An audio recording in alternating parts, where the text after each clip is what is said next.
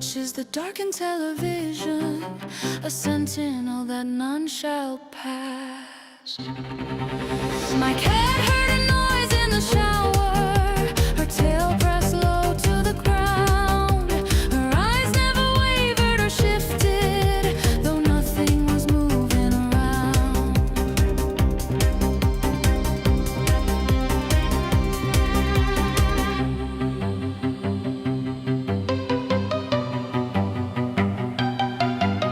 She races the length of the hallway and leaps from the bed with a bound. She vaults and slams the front door heavy, that echo a faint voice in the sound. My cat heard a noise in the shower, her tail pressed low to the ground. Her eyes never wavered or shifted, though nothing was moving around. Whispers in echoes, the silence replies. Shadows in corners, the flash in her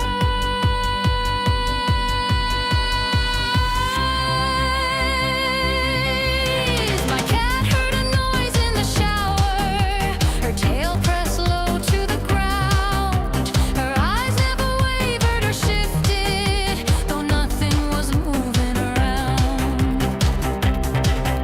She batters the cupboards at midnight, the ones where no treats are stored. She paws at a spot on the carpet, that stain I had never seen before. My cat heard a noise in the shower, her tail pressed low to the ground. Her eyes never wavered or shifted, though nothing was moving around.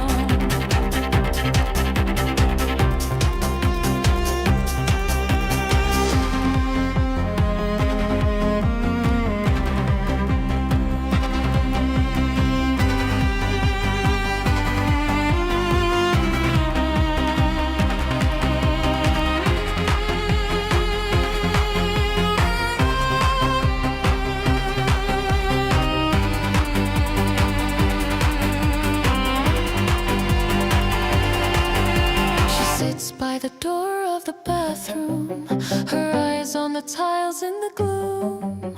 The air in the hallway grows heavy, a presence was filling the room. My cat heard a noise in the shower, her tail pressed low to the ground. I carried her out in the morning, that's when we forever left town.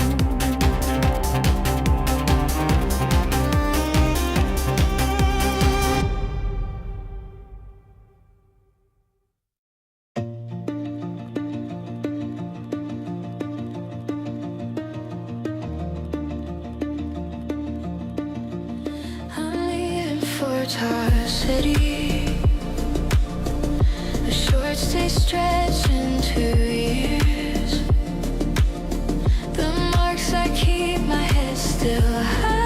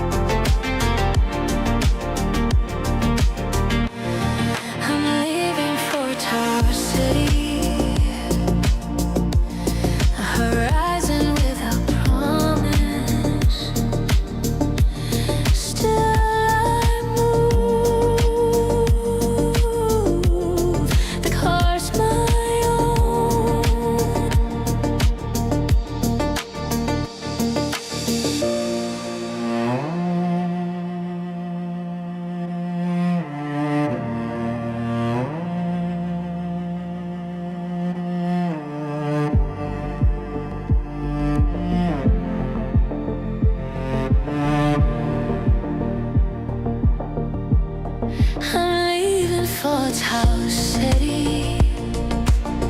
The sky unfolds without a word. That is all I need.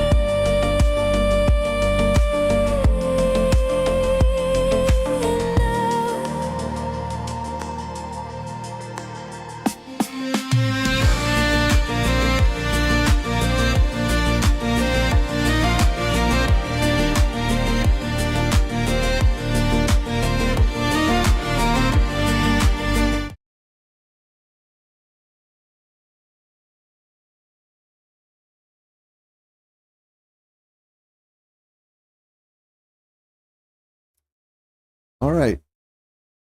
Cool. Hello. And testing 1, 2, 3, 4, 5, 6.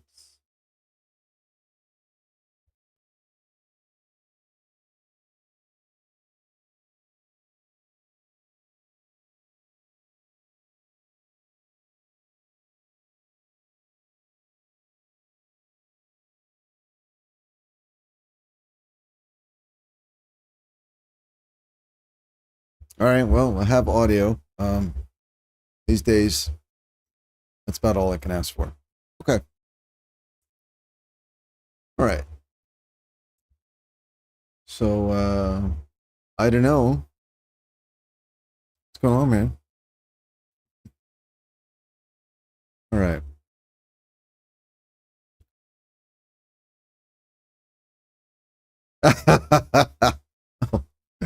Boy, thank you.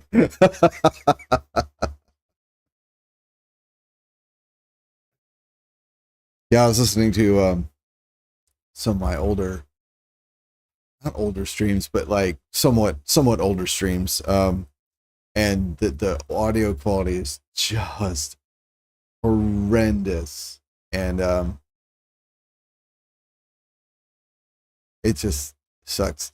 The only thing that keeps me from dying of embarrassment, like secondhand embarrassment on behalf of myself, is that I know genuinely it really was the best I could figure out between OBS and the hardware I have and the setup I work with. So, you know, I know it wasn't a lack of effort, you know, or any, like, well, I guess it was a lack of knowledge, but it was definitely a sincere lack of, it was sincerely not a lack of effort on my part. I just couldn't get it any better. But anyway, so yeah, I was watching a couple videos last night and I was just like, Jesus, this is so bad.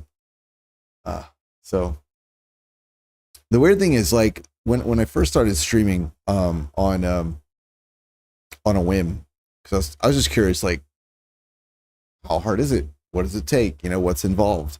And I was using well, it's on a different computer, but I was still using a laptop, obviously an older laptop. I was using the laptop mic and the laptop camera, and a lot of those streams, the audio was fantastic, and like that was before I used any filtering in OBS. Like, I really didn't know how to use OBS. Like, some of the audio on those things was just really good. Now the content was garbage, but still is. But the audio quality was really good. Some of them I was like, wow, that makes my voice sound great. And it's just gone downhill from there. So anyway.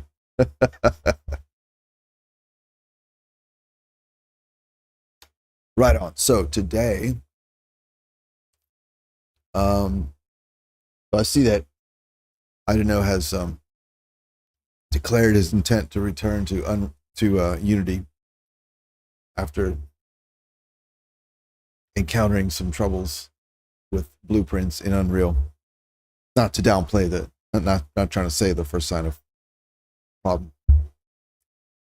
He ran. I'm just saying he's had some issues. But I'd love to answer questions if I can. Not that I'm an expert, but I've been working with Unreal about 2 years, a year now, somewhere 1 to 2 years. So I have a little bit of experience. So maybe together we could stumble through finding a solution, or at least figuring out what your blockers are. Anyway, in the meantime, I'm going to be working on the dungeon. Boop. There it is, all its glory. So I have a spawning system for enemies. I do not have enemies in here, and that is because the team that this is for, the project this will go in, already has some enemies created, and creating enemies is not my job. So what I did was I spawned in these enemies, which are truly horrifying. I'm sure any player, especially if they're in VR, is just gonna fucking shit themselves when they see this stuff. But what they do is they show me. Don't be embarrassed, man. I mean, it's like anything. I'm sure brain surgery is easy if you know how. You know, like it's cool. There are things in Unreal that, but I get where you're coming from, because there are things in Unreal that, like, you know, I've struggled to figure out or find, and then I find it and I'm like, oh, you mean the thing that was in front of my freaking face this whole time? Got it. You know, so like I get it, man. I totally get it. And then there are things like when I'm working on this node stuff in here, there's been plenty of times where I'm like, right, I need the node that I know exactly what I need. I need the node that does the thing.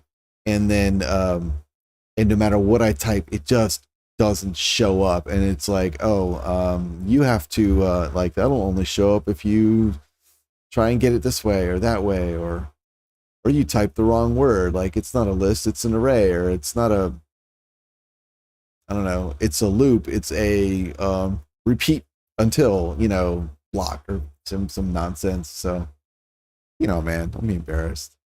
It's all good. Especially if nobody saw you, right? Okay. So, oh, look at this guy. Look at this guy. He's got some money. That's very cool. All right. So the spawning system, the way it currently works, is I've got how would I like to explain this? We don't need that shit.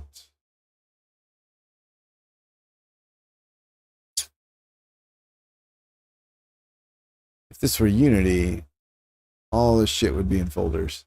But that is the thing I don't know how to do. Mostly because it's never occurred to me to look to figure out how to do. No, entirely because I've never looked to figure out how to do. So I have no idea how to do it. I have no idea if it's easy. I'm assuming if it's possible, it's probably easy. Anyway, not been a priority. Okay. So what we've got here for the enemies.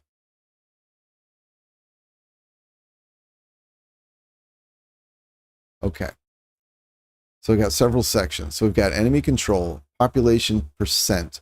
So this means, this runs from 0 to 1, and it means that this is the percentage of rooms in the dungeon that will have an enemy placed into them. And the enemy could be singular or a group. Roam percent doesn't do anything yet. Group spawn percent, this indicates how many of the enemies that are placed should be groups, like a little horde or something. Ironically, that's the only thing you learn is where to make folders. That's funny. The learning curve on Unreal is pretty steep. It's steeper than Unity. Holy shit. Yeah, the learning curve in Unreal is steeper than Unity. But I may have some bias on that. I don't know if that's objectively true. It feels like it's true, but when I discovered Unity, I was on the tail end of doing a couple of they were like these AI courses that like these days it's a lot more common, but like about 10-15 years ago, well, I guess it was about 15, Jesus, 20 years ago. Hey, whenever, a while ago, there's this grand concept a lot of universities were doing where they're releasing their course material online for free. This included lectures, homework, assignments, reading material, all that stuff. And you could just go through the material. Now you couldn't get, I don't remember if you could like turn stuff in and get it graded, but I know for sure you wouldn't get university credit for it, but you could still go through the class. So if you wanted to take a business class at Harvard or whatever, you could do it, right, without having to pay all the money. It was all free, so you didn't have to pay the money. And there was two courses at Stanford that were opened up that were for machine learning and artificial intelligence, and they were taught by Andrew Ng and I forget Norvig.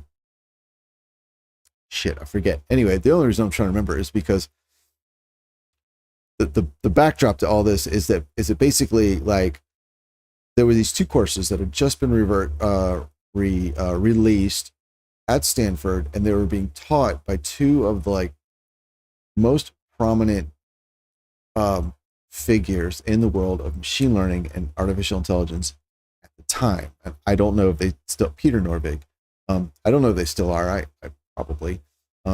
They were Google engineers, like senior Google engineers that pioneered, whatever. So anyway, I saw this stuff come out. I saw who these people were, and I was like, holy shit, this is a chance to like,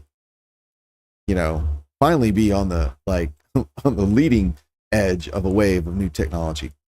And I was just wrapping up those courses because I was going along.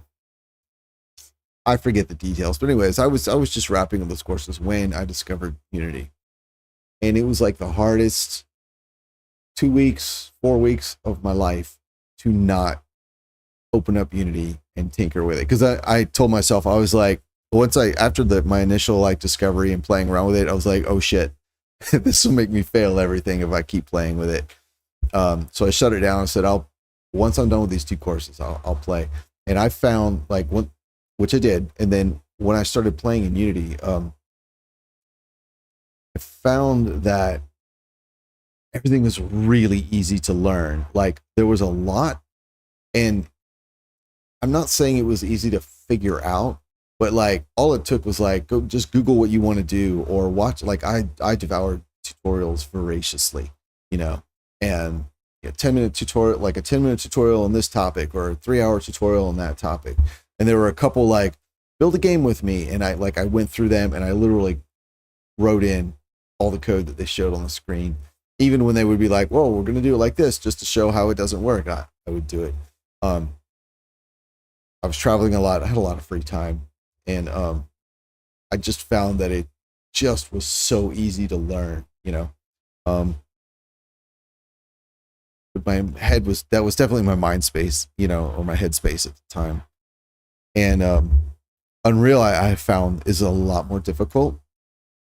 But some of that, I think objectively that's probably true, but subjectively it definitely feels like extremely true, just because we can have degrees of truthfulness.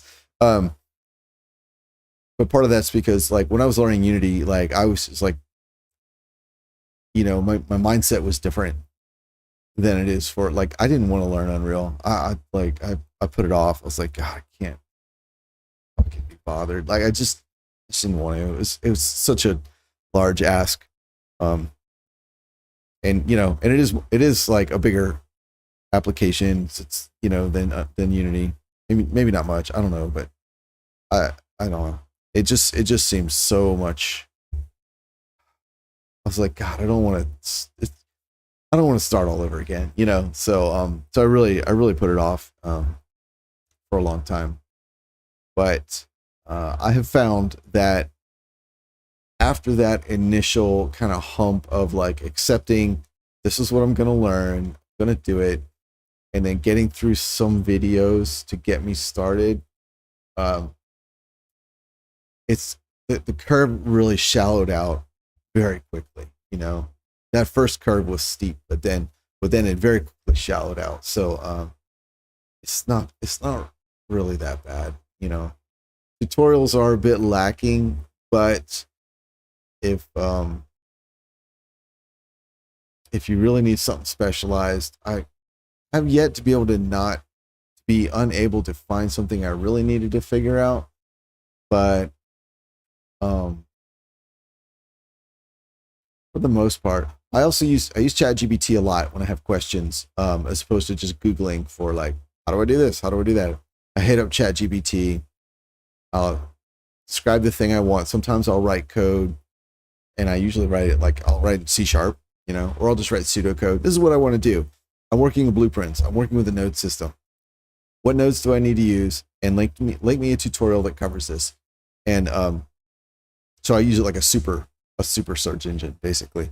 And that's been pretty useful. I've been pretty successful with that approach. So, all right, what you got? What you been saying over here?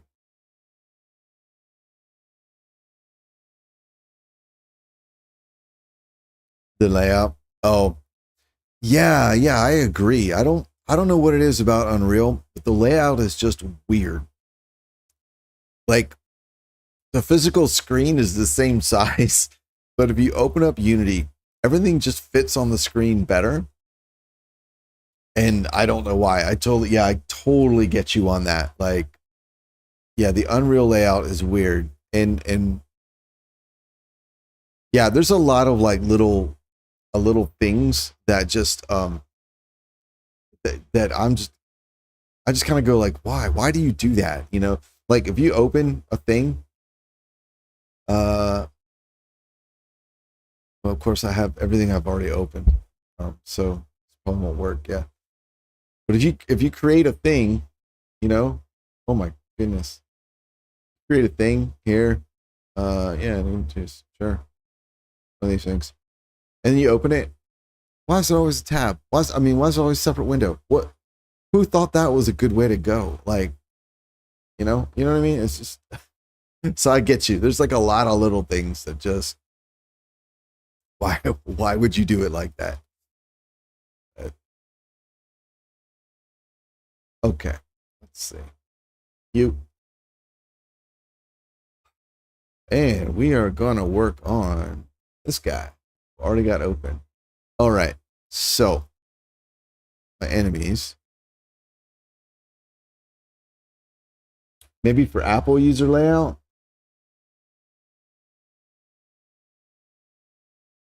My brain just short circuited. I maybe I don't know. I don't use Apple products. I don't like Apple products. I don't like Apple software. Um, but I understand other people do. So I try not to throw shade at them. Personally, I don't like them. So I'm not familiar. As a matter of fact, when I started flying, I had to get a tablet, an Apple tablet, because it's a piece of software that like 90% of pilots in the world use called ForeFlight, and I had to learn how to use it. So, so I have a tablet with that software on it and no experience using Apple products, and it really sucked.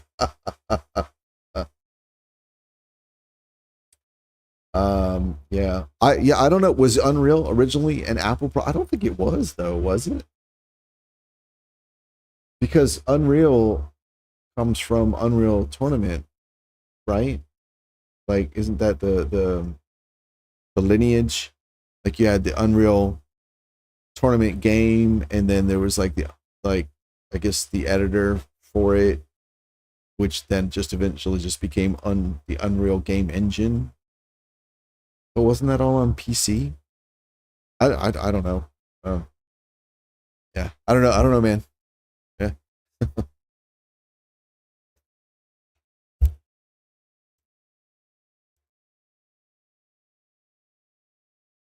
Oh shit. God damn it. I love when this happens. Broke it. Hit play and I broke it. Yeah, I don't know if this is just an Unreal thing or if this is like my fault. I have some bad code or something. All right, let's kill it. Task manager. Oh no, wait. There, no. There it is. Unreal. Goodbye. All right, let's try it again. I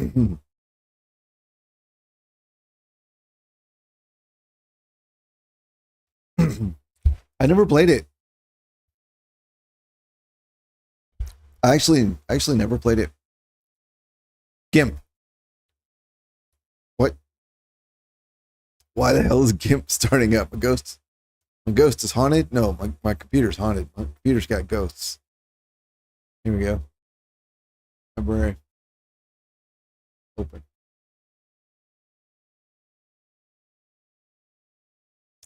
You can only run Unreal in DirectX. What does that mean? Like what does that mean you have to do? Because I don't I know there's a thing called DirectX, and then there was like 10 and 9, and there was like a big deal at one point, especially like in Space Engineers, where they went from, I don't know, 9 to 10.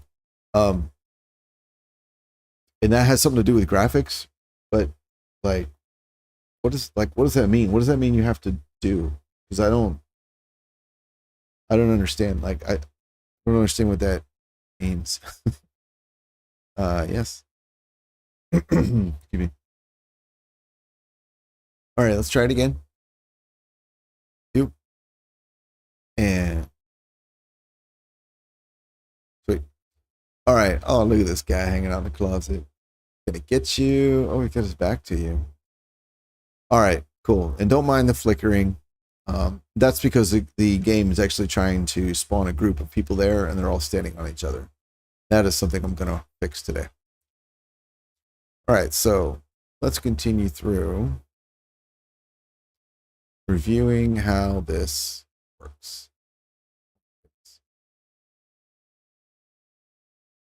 Here we go.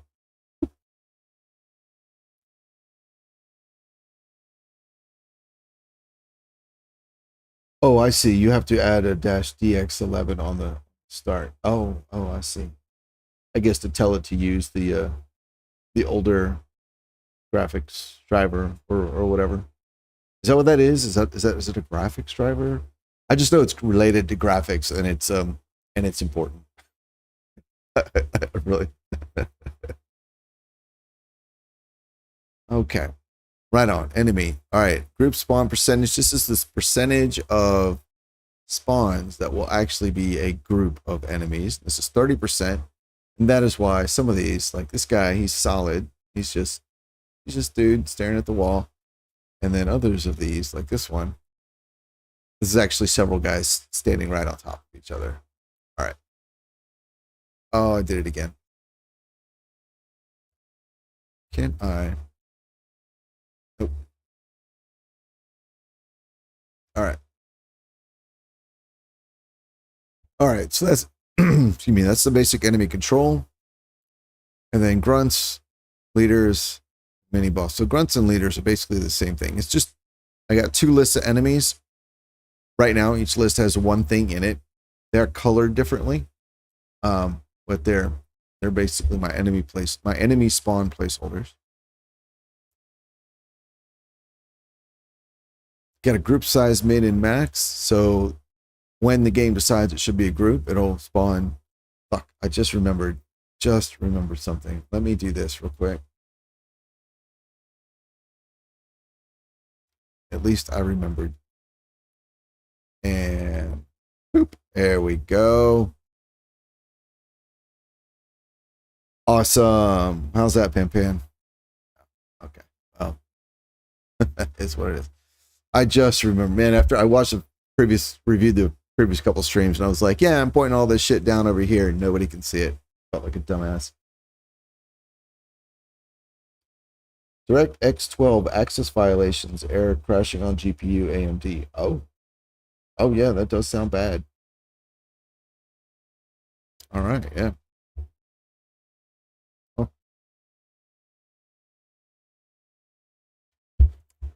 I'm not a hardware guy. I've never been a hardware enthusiast. There was a time when I built my own computers. There was a time when I was into hardware, but that's because I was very new to the tech career that I was in, and I had no money. So it's cost like, and I worked in an area where I had access to leftover parts. So in order to build a good, like in order to have a computer, I had to build one leftover parts. In order to have a good computer, I need to learn what parts were better than others. So, but I've never really enjoyed it. It was always just kind of a like something born of necessity. So, got you. All right. Well, I guess moving on. I don't know what else to say about that, man. Let's see. So, all right, enemy control there. We got our grunts, and our mooks, basically our cannon fodder. Spawn in groups size 2 to 7, group homogeneity. So there's a 70% chance that if you see a group of grunts, they are all the same type of grunt. So this is a fantasy dungeon. So it could be like they're all skeletons with a short sword, or they're all skeletons with a long sword, or whatever. And a 30% chance that they're mixed. So you could get some skeletons with short swords, some with long swords, some with spears. Whatever. So that's the grunt control. And then leader control, which I just remembered, is slightly different. So we do have a list. Same sort of thing. We have probability. So all the lists are weighted random. So you can skew it so that like your skeletons with short swords are 10 times more likely than skeletons with long swords, whatever. Required group size. So this is for every 3 characters in a group. There's a chance of spawning a leader, and that chance is right here, 50%. This means large groups can have multiple leaders. That's okay. And small groups may not have any leaders. That's okay as well. All right, there's the leaders. And the mini bosses, once all is done, we iterate the rooms again, and we will place this many mini bosses. I call them mini bosses. It's kind of a conceit just to the team or to the project that this will be integrated with. They're bosses. Like, and you can put small bosses, you can put big bosses, doesn't matter. They're bosses. But if I call them boss within the context of the project this is on, it kind of gives the wrong impression. You know, people are gonna be like, oh, so we can have like a Balrog like walking the corridors. Like, no. This would be like for like a Minotaur, you know. So that's the dungeon. And then the rooms themselves have the potential to have these exact same 3 lists. Here we go.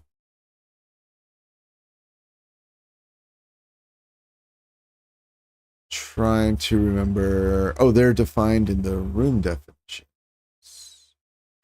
I believe.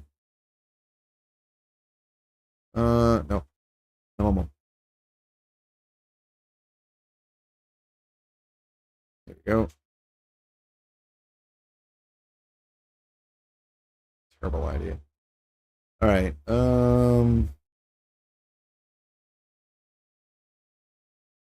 Nope. Nope.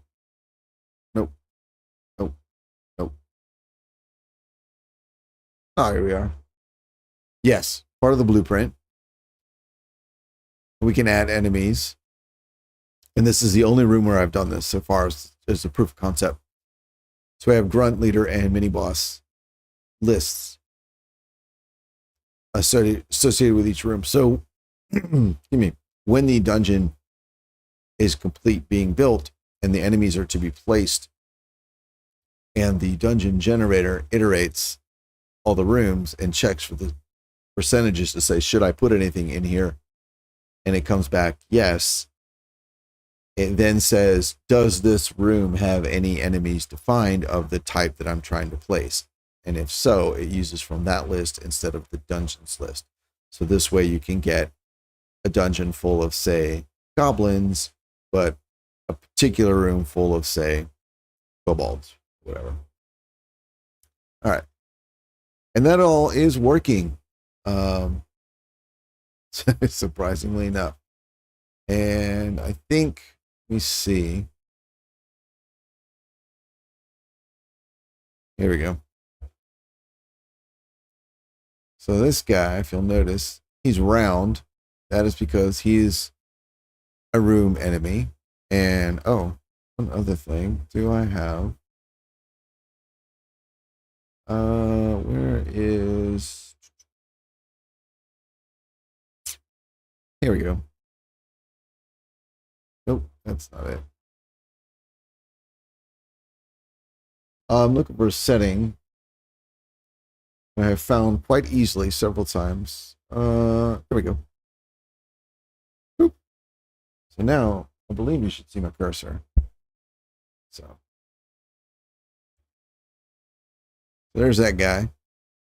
And he's he's round because he was to show that he's been spawned from the room's enemy list. You can see over here, blueprint, child, enemy room, front. Oh yeah, I see my mouse over there now. Oh, it's fantastic. Okay. All right, cool. So that all seems to be working. So what I'd like to do now is these enemies are spawning. I have spawn points in each room. So for example, this room here. I think it's the blue ones.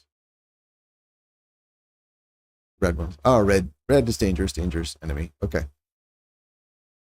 So these are the enemy spawn points, and they are...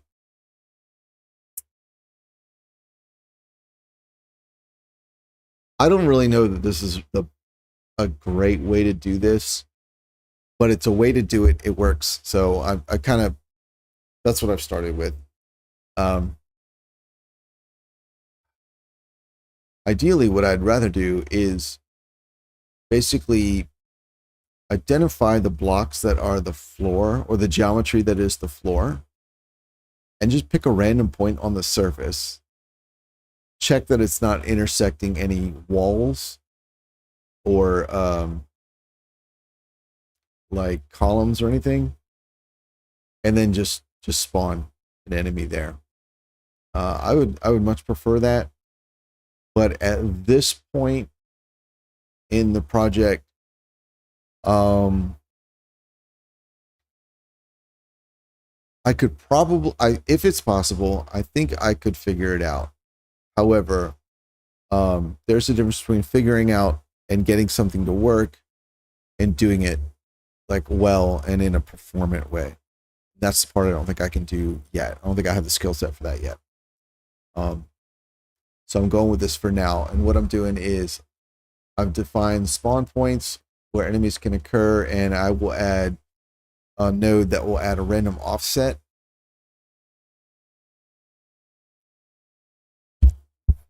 So they won't literally be standing in this exact spot.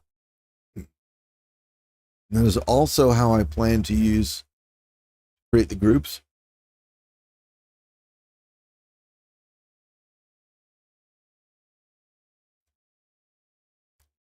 But my concern is I just place these spawn points just wherever whatever the vibe felt right.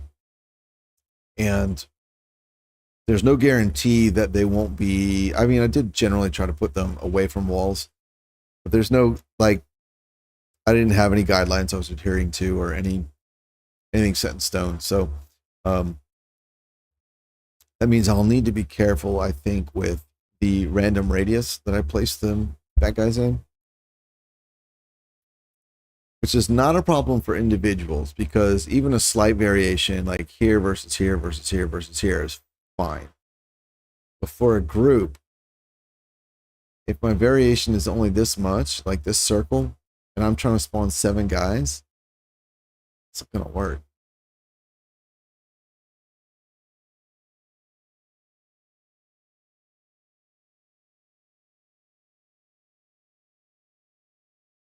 use a collider if there's something within the spawn point bubble. Otherwise, it will spawn inside an asset. Yeah, that is what I'm thinking I'll have to do. That's the approach I took with the rooms. You can see here, this square here is actually the rooms, basically spawn blocking collider for other rooms. And yeah, that's what I'm thinking I'm gonna have to do. But I really,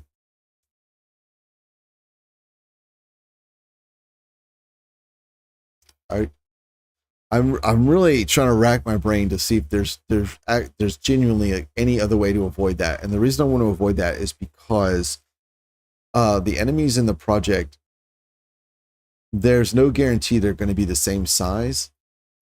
So well, my thinking is using a collider for the enemies, right? So before spawning an enemy, use its collider to basically check that the area is clear. And if it doesn't collide with anything, then I can spawn the enemy, or I guess just spawn the enemy and then check the collider. That's a lot of that's probably a lot of garbage collection. Not super fan of that, but it's an approach. But the thing is, the enemies aren't all the same size, which means those colliders will need to be on the enemies. Don't really want to go modify all the enemies or add a new requirement to all new enemies created must have this spawn collider added to them. And it must be this way and it must be that way and meet these requirements. And the reason I don't want to do that, is because this is a volunteer project. Everyone working on it is volunteer. So imposing requirements, adding work for other people, there's just no guarantee it's going to actually get done.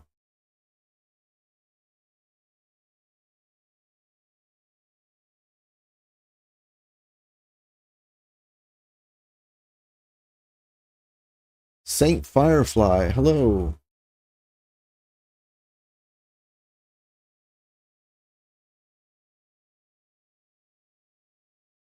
Yeah, Saint Firefly. That's actually what I was just talking about. Yes, that is roughly the approach that I'm going to take. And I was just talking about my concern is that it means we're going to have to start relying on what the enemies like.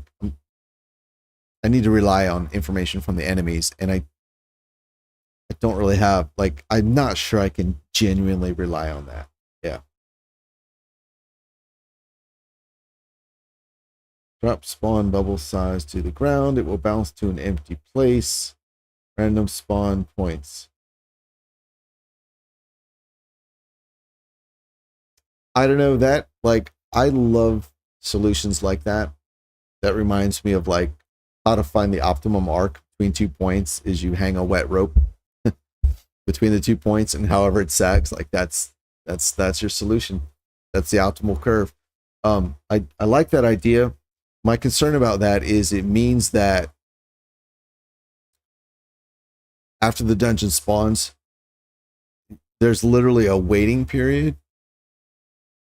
I mean, I guess if there's like, we'd use a loading screen, we can keep that up while the bubbles bounce around and all that. I'm concerned about performance, but that might be a good solution.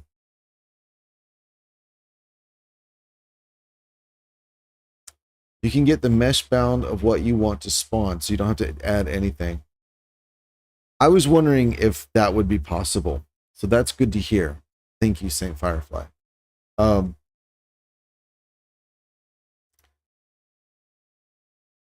Now I know in Unity that when you check for collisions between meshes, certain types of meshes either cannot collide or have difficulty colliding with other types of meshes. For example, if you have a custom mesh and it's not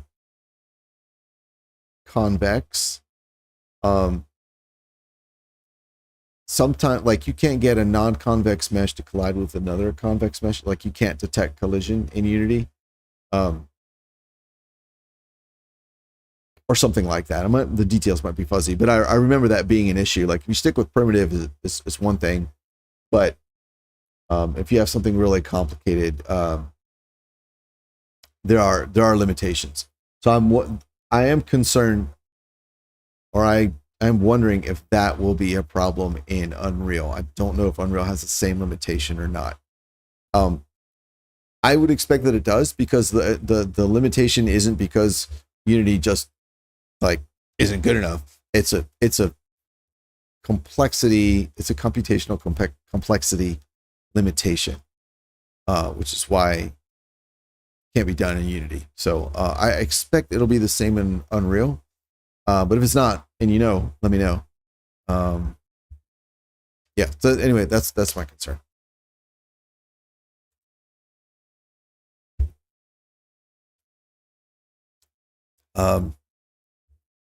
And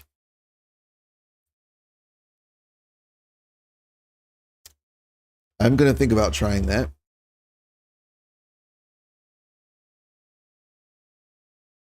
The next thing I'm thinking about is I'll have to open up an enemy. And to be honest, I'm not sure I even have the project downloaded. So I'm not sure I'll be able to do that now. I'm looking at my file system right now. Is I don't know. Is it reasonable to assume I'll be able to find the character mesh in the same place on all enemies? Or I can find it the same way on all enemies? Like, will there be any assumptions? For example, I know in Unity, the hierarchy is of a blueprint. Like you can kind of traverse that, right? But in Unreal, sometimes you can sort of skip it and just say, I just want the thing named this. So you don't need to traverse the hierarchy, but you do need a consistent naming. Is that something that would be reasonable to expect in an Unreal blueprint or not? Bouncing ball simulator code. Yeah.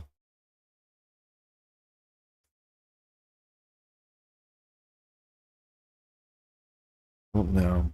Let's see. Let me check my GitHub. Oh, I do have it downloaded. Okay.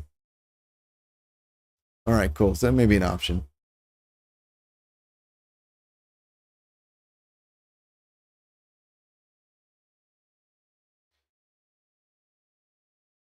Yeah, I understand what a bounds is, but see, a bounds is basically a cube that contains the whole asset. Everything that is rendered needs this.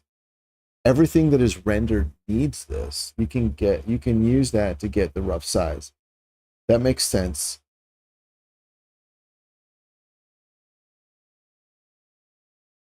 So is this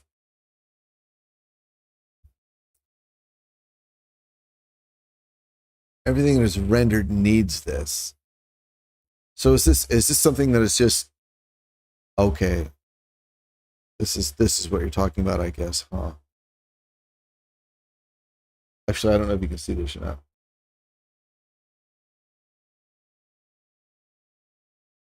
Okay.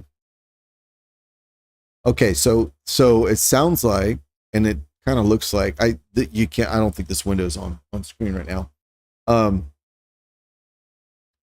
The bounds you're talking about is not an explicit collider that has to be added to the blueprint. It's something that Unity computes and can return. Because I'm seeing, I wish this window would show. It doesn't.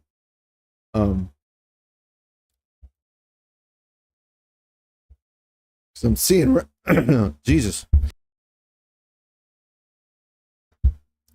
Pardon me while I die on screen. Because I'm seeing stuff like this: make box sphere bounds.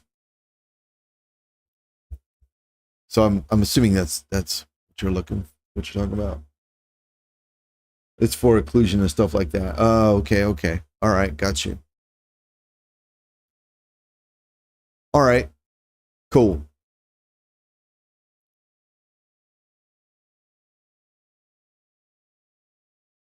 Okay, cool, cool, cool. So that means excellent. So yeah, so if I don't have to require anything to be done specifically on the enemies, that I do want that approach.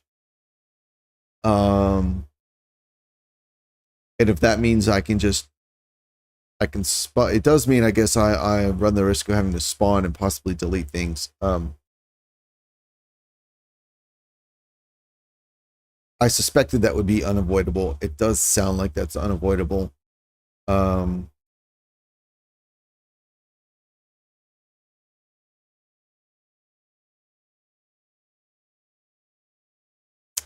yeah, I think. All right, cool, cool, cool. Get actor bounds or get mesh bounds components. All right, cool. Yeah, okay, I got you. Cool. All right. Box trace. Yeah, yeah, yeah. I figured that's what you meant. Okay. That's good to know.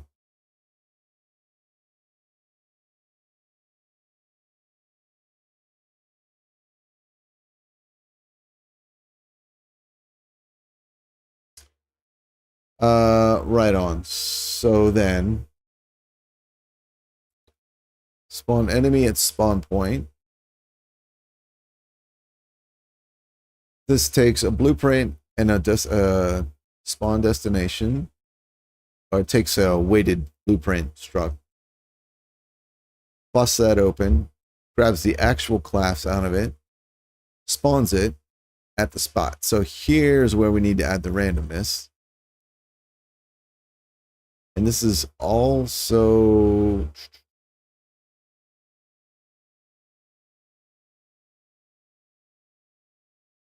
okay. I'll add the randomness here.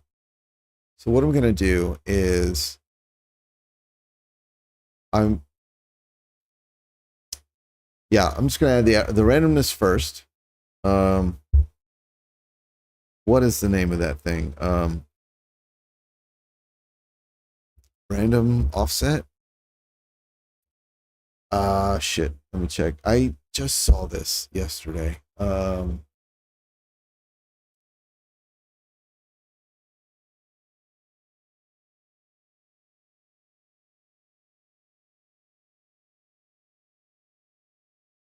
on while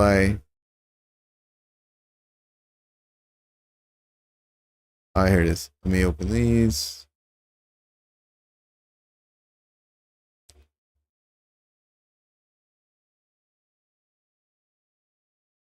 I don't know if you guys can hear that or not. Sorry. Let's see. Where is it? Oop. Find this real quick. Oh. Get random reachable point radius. Get random reachable point in radius. Generates a random location reachable from given origin location. Target is a navigation system. Oh, that's interesting. Get random location in navigable radius. Oops. Get random.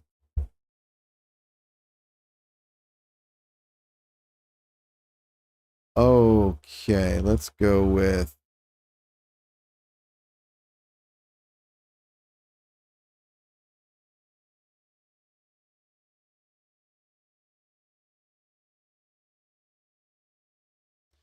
need a nav mesh for that. Yes, I think.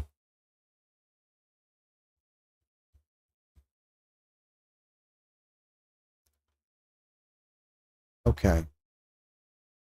I think I don't have one yet, but I think I will add one. I think that's the plan. It can be done, right? Let's see. Intersection. Here we go.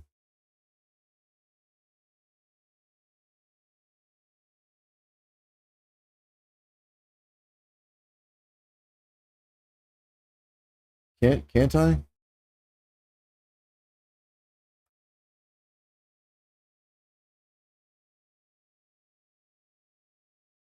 All right, I'll tell you what.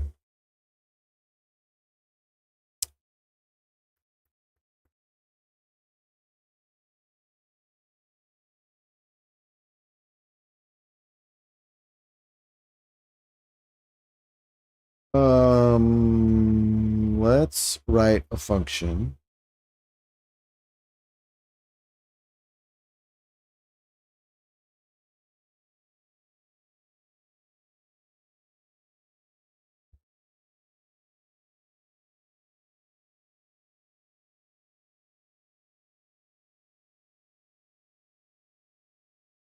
Okay, and can I add? So I'm doing. It's a procedurally. It's really for the AI navigation, though. Oh, I see. Okay. Okay. Now it's a procedurally generated dungeon, so the rooms are separate blueprints, and then they're all spawned. And I can add a nav mesh to that after the whole dungeon is created. Is that correct? I think it is correct.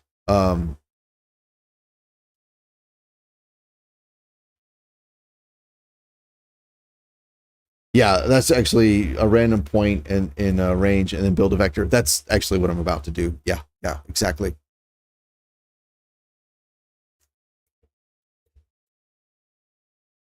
Yeah. Just there I don't see a reason to introduce a dependency on the nav mesh for this. If I can do it without that, I'll do it without that. So that's what I'm thinking. So I'm going to do what do I call this? Um, call it a random offset from. Oh yeah, offset from point. Boop. All right, we are going to need point. This will be a vector. This will be the center point. And then we will need the max distance. This will be a float. And matter of fact, give it a range. So we can do a min distance and a max distance.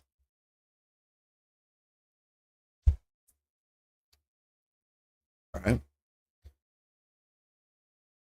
Save. So boop, boop, boop. So let's see. We'll do min distance default value will be 0. Max distance default value will be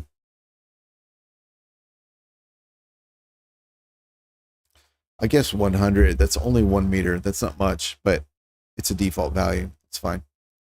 All right. And center point default value will be 0. Okay. So there we go there. Boop. And then for the output, we are going to return a offset point. That will be a vector. Boop. There we go. And boom, we now passed unit test. Nav mesh is not easy to work with at runtime. Okay. All right. So, all right. Well, I'm not going to worry about that yet. I have seen a tutorial that does basically what I'm doing here, where they spawn rooms individually, procedurally, and then they are able to spawn enemies that can move around and move between them. So one way or another, I know it can be done, so I'm not worried about it. Yeah, so it'll be fine.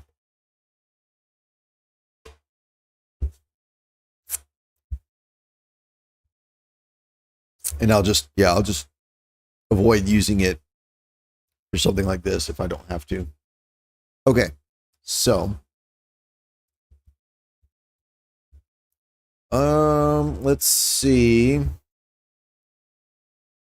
First things first. We're going to call this the true. Actually, we're going to do the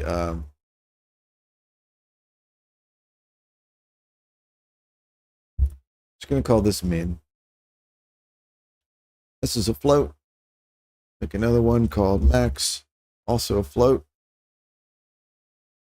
Do min. There should be a function.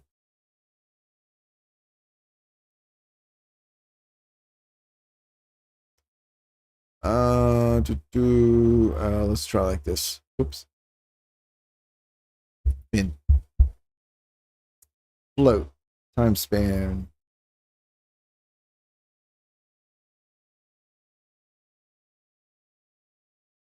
Where see, this is what I was talking about earlier. I want the mathematical function that returns the minimum value of 2 or more numbers.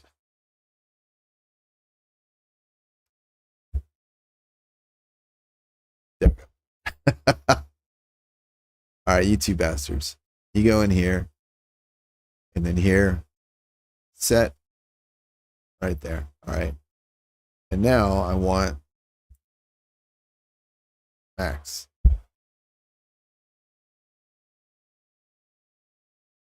Perfect. All right, let's see. Let's clean this up a little bit. We're gonna do distance. Max distance. So it's just a little sanity checking here, so we don't require the user to actually know what they're doing, or rather, we don't require the programmer to know actually what they're doing. I don't know if that's generally the best idea, but you know, it is common. All right, there we go.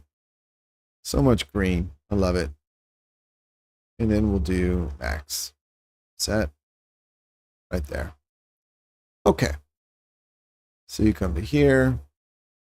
Break that.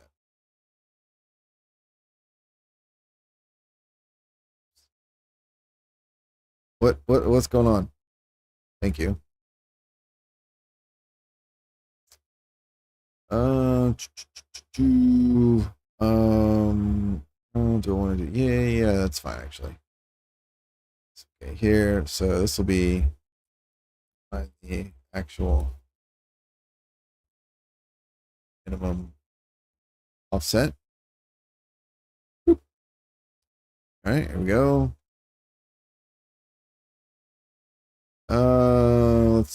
Let's do this. Let's do a sequence.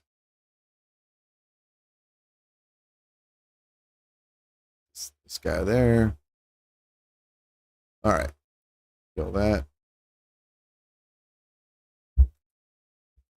And the actual maximum set. Drop that down to there. Here. This nice and pretty. There we go. Got a few more of these guys. All right. Now we need the range. All right. So we're going to say range. No. Oh shit. Right. I need random stream. Random stream. Boop. All right, there we go. And I need here my modified stream. There we go. All right, cool. Here, random stream.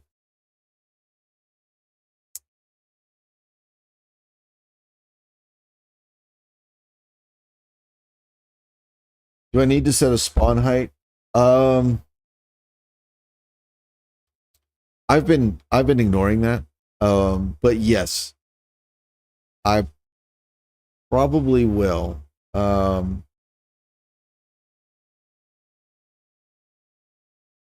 don't have anything unusual like stuff that spawns on like slopes or anything. or extreme slopes, but yeah, there's at least one room where there's a slight slope to the floor. So I've been I kind of been on a wait and see, but yeah, I'll definitely have a potential issue where if they spawn in and like their feet are intersecting the floor slightly. So yeah, I'm thinking I may just spawn them in with a slight upward offset and just let them drop. Yeah.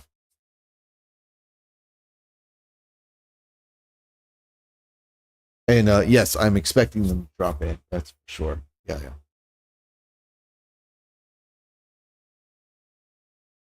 That might not be a valid assumption, but that's where I'm operating from right now. Yeah. Right here, random stream. There it is. There it is. Boop. Okay. So that is, yeah.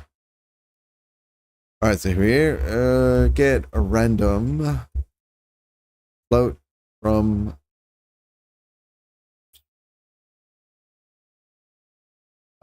shit. Let's just do stream.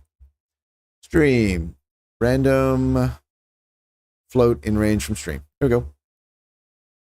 Right on. So we've got random stream. Random stream. All right. Boop. And then we've got our min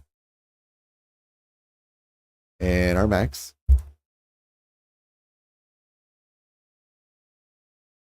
Not what I wanted.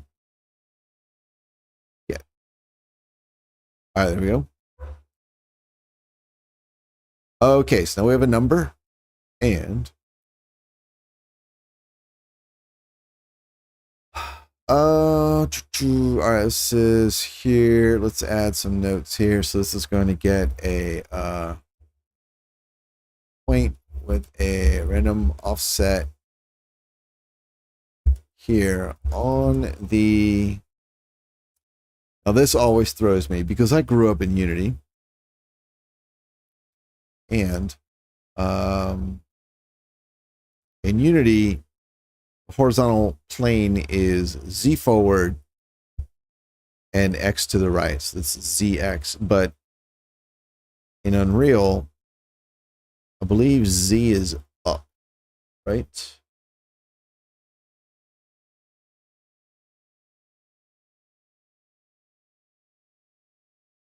X, Y, Z. Yeah, Z is up. So X, Y. Okay. Boop. And you here. All right. So on the world, actually, no. On the XY plane, returns a point with a random offset on the XY plane. Okay. From the divided center point. Okay, that is hopefully clear enough.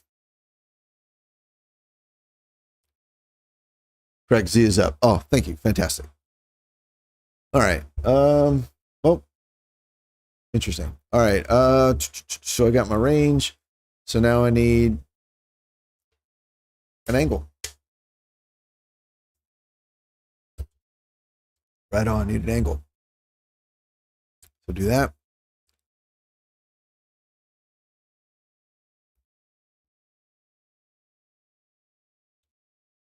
And I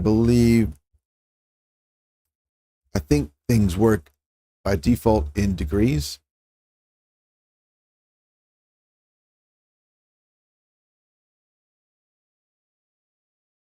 These are X.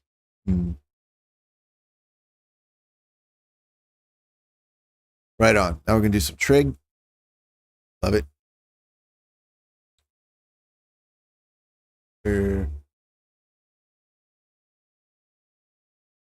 Yeah, it looks like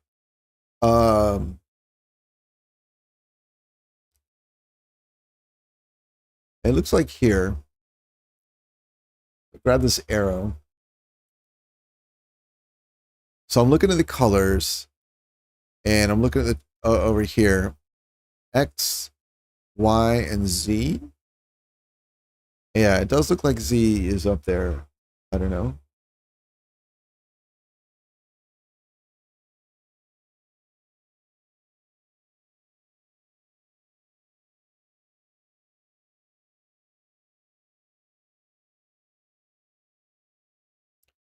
Take the starting vector, make a new vector.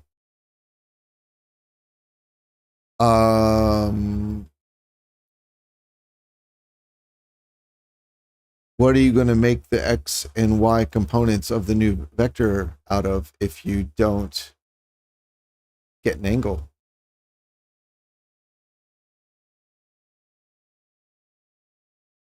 Or are you thinking of like a box random, like a random X offset, random Y offset, and just add them together?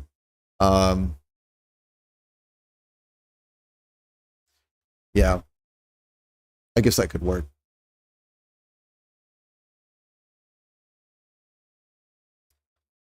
I usually use like random, like I'll generate polar coordinates and then convert. I find that the distribution of the random numbers generated is more evenly spaced around the area, and you don't get, for example, if this is supposed to be a max distance spawn from the center point, right? Say this is 1, then if you get, say, a max offset on the x-axis of 1 and a max offset on the y-axis of 1, the distance from the center point to that actual offset is actually 1.4, so it's outside the range specified. So yeah, but so I got you. That's a trivial, that's like a simple way to approach it. But it does violate the promise here of the max distance is going to be, it's going to, like, this is how far away the point will be from your origin. So yeah, so if you make an angle and then just convert it, it's really trivial to do. I learned this a long time ago in Unity when I was spawning, for whatever reason, I was spawning items in a volume. And if you if you take this to the third, add the third degree, right? Add an X offset, Y offset, and Z offset, and you're trying to spawn random points, you'll tend to get clustering around where the corners of the cube is when you project it down into a sphere. Because of the way if it's a uniform random distribution on all 3 axes, but from the sphere, like if you cap the distance and you say, okay, I've got my position, but now I want to cap how far it is from the origin, you'll get clustering on that sphere of those spawns.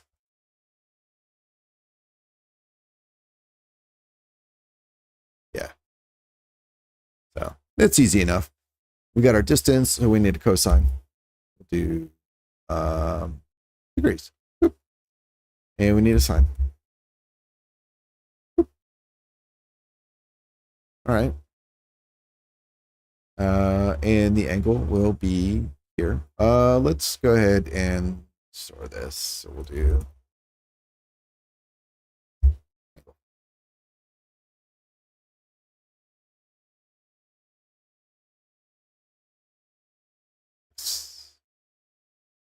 there we go. Angle. Boop. Float. All right, perfect. So do this is of the angle here, and then this guy right there, and there. All right, so we got our angle. Oh, I've got a thingy down here. All right. Let's see. We can just maybe here. Do you? All right, so compute our numbers, and then we're going to multiply. Multiply. Boop. Do that here. All right, so multiply this by our angle. And there. All right. Now make it pretty.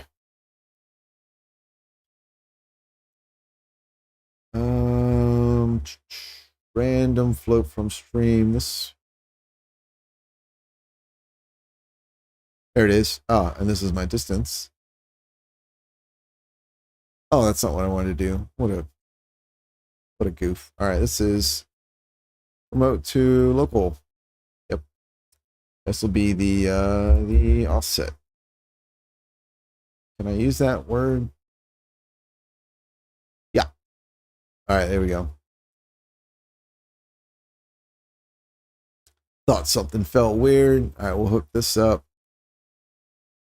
And then we'll hook this guy there. There we go. All right. Get that.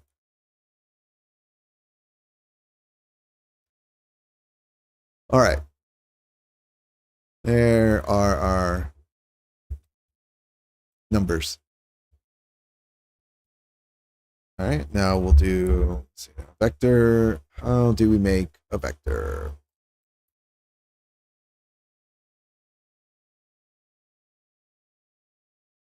What do we make vector? Hey, look at that. All right, cosine goes to x and sine goes to y. And do I want, don't think this is where I want to add my vertical offset. Oops. All right, there we go. So that gives me my offset vector. I do need to add that.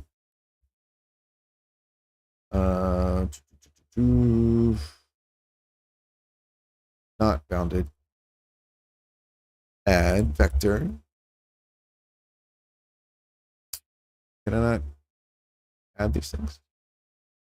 Add.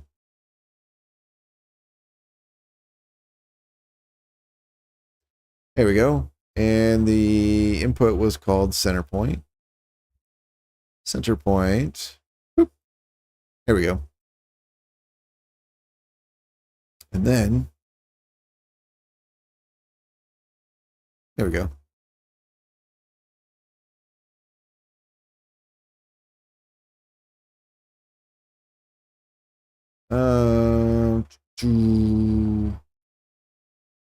Well, I guess we can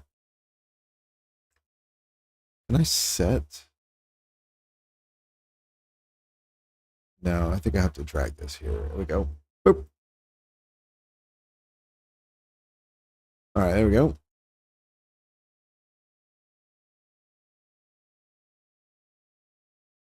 Cool.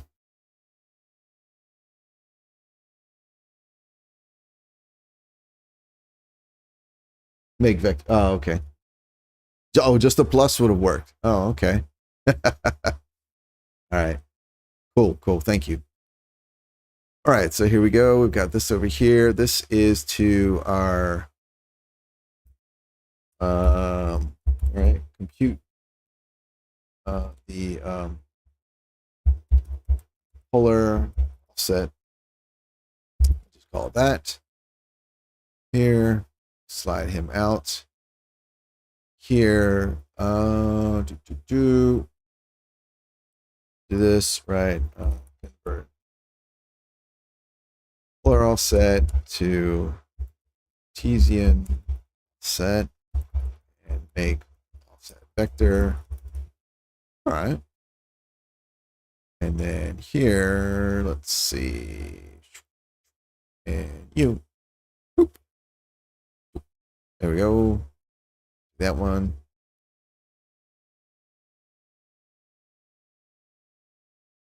Here. All right. So combine offset vector with origin and we're going to need one more of these. We can get rid of that one. Then you go there. Put you here. And I do not like this, so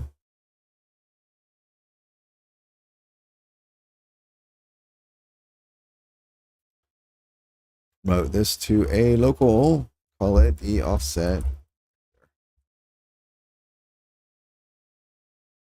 Oh, I see. I've got to have a thing then. All right. Remove, insert 4. There we go. Drop you down. Kill that. Get this. Put you there. Boop. Cool. Pulling my emotions. There we go. Cool. Put you there and there. Then over here. Yep. So down a little bit. Here. All right. Boop. Pull you back. All right. There we go.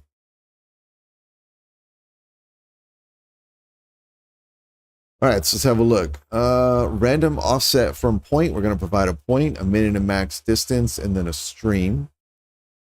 Get the actual minimum, the actual maximum. So put both arguments into here, get min, store it. Both arguments, call max, store it. Get the polar offset, which is a random range between min and max. Yep.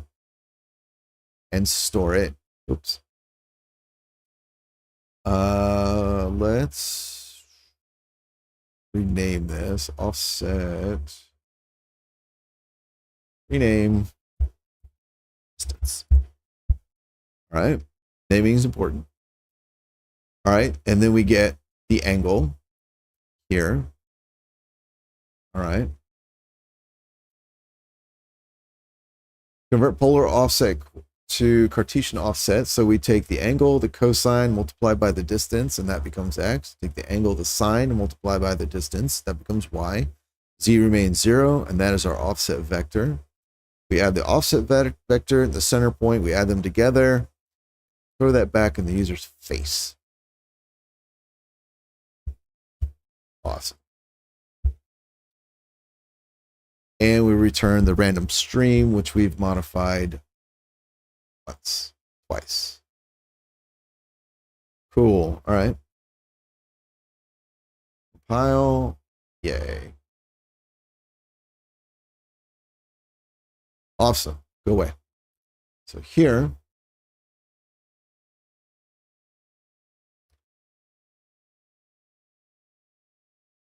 oh, it looks so much more complex on this side. All right, we have the spawn point. That is center point. Is there a break?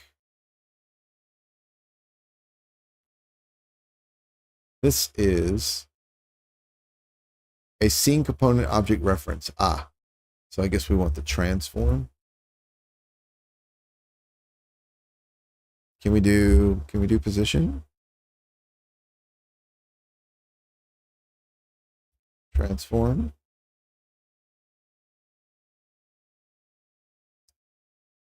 Get position. Get world location. See, position, location. All right. So that's this. That's the center point. Component. Now, will component location be a world location or a relative? Because I would expect for my Unity days, I would expect that if I ask for a component's location, it's going to give me the location relative to the parent. But in Unreal, is a component location still a world location?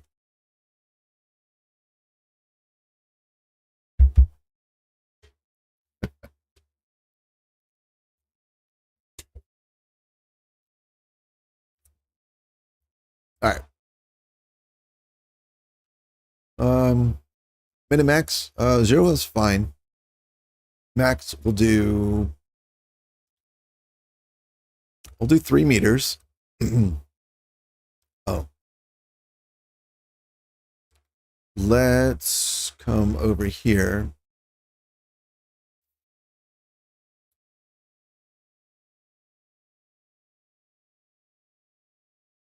Oh, is there no way to add comments to parameters?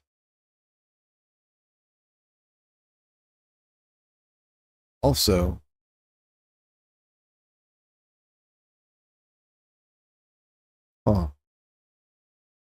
if I did this, does that mean I don't have to keep like returning the modified one? All right. Okay. Returns a point with a random offset on the XYZ here. All right, I'll just put the node up here. That. Boop. Okay, the offset min max are in centimeters. All right. Yeah, I don't like that about Unreal. I don't like that everything defaults to centimeters. That was one thing that I specifically really liked about Unity when I learned it. When I was starting out, I was like, oh, everything is in units, and a unit is 1 meter. That is brilliant. And then working in something like centimeters is the exception rather than the rule, because I found that in most cases working in centimeters or anything smaller or larger than 1 meter was usually the exception and not the rule. So it's a constant thorn in my side that Unreal uses centimeters as its default. You can get the world. Oh, okay. Okay, you can get the world and the relative. Okay. Okay. Cool. Min max. Oh, I just set that. Spawn enemy. Okay, I don't like magic numbers. Spawn enemy at spawn point.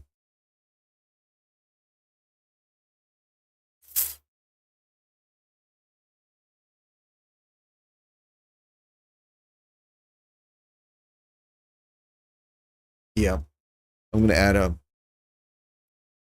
pass-through arguments aren't really greatest pattern either, but Jesus, I'm gonna do it. All right, we're gonna do in this case, I'm just gonna do a maximum spawn offset. This will be a float. All right, min will stay 0. Max will be the maximum spawn offset. Boop. Oh, hi, Lulu. Hey, sweetie. And oh, I asked for a stream as well.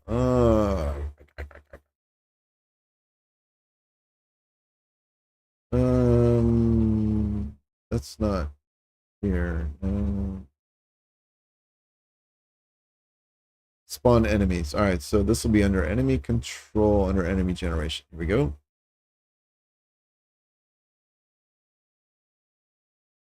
Alrighty. Got all your inputs, so I can get this one measly output.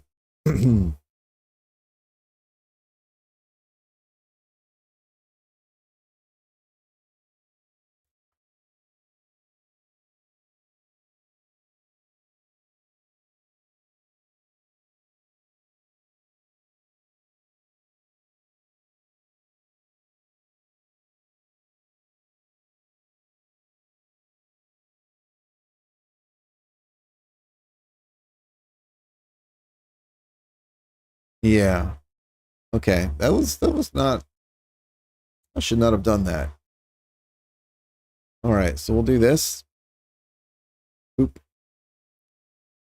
Okay, here we go. Whoops. All right, so we've got that. Our offset point will be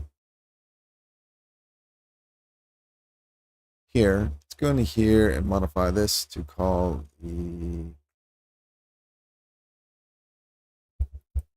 modified point. All right, cool. Pull this back. Oh, where'd that go? Whoops. Oh, we got a spawn point. Excuse me, got a spawn point there. It goes in over here. We perturb it, and then yeah, got this here.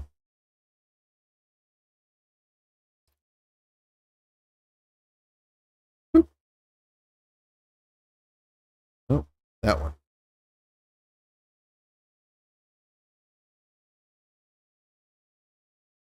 All right.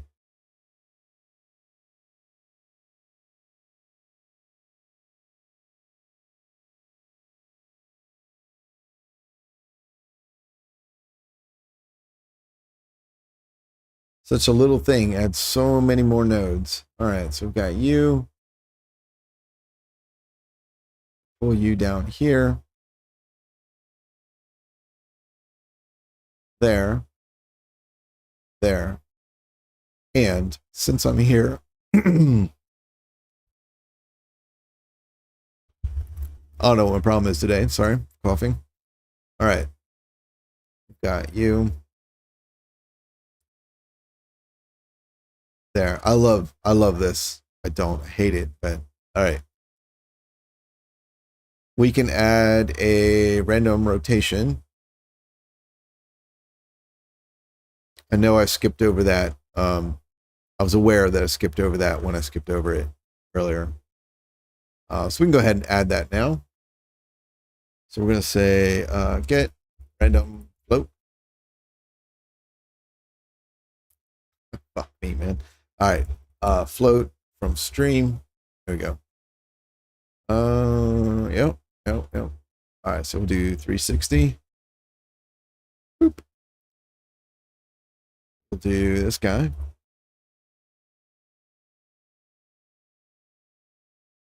And then we're going to add just make vector. Pump that into X, Y, Z is up. All right, so Z. We want to yaw it. There we go. This one is actually pretty trivial. So then we'll drop. Wait a minute. Why is he different color?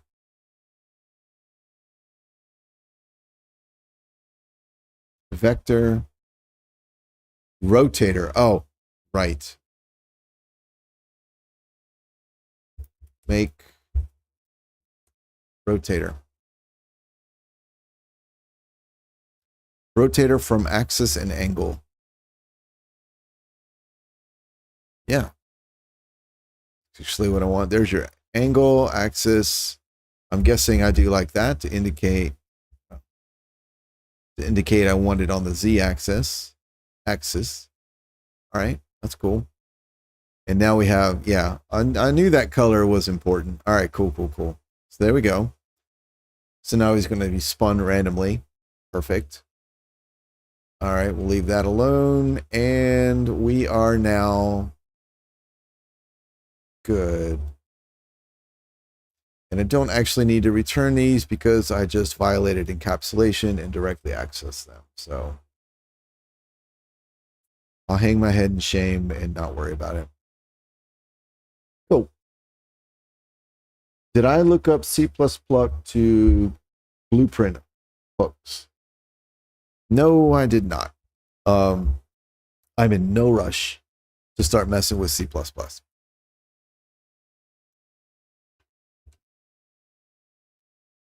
I just don't want to. I just don't want to.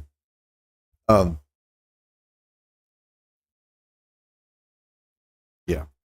I suspect, because I know that question comes from what we talked about last time, and that was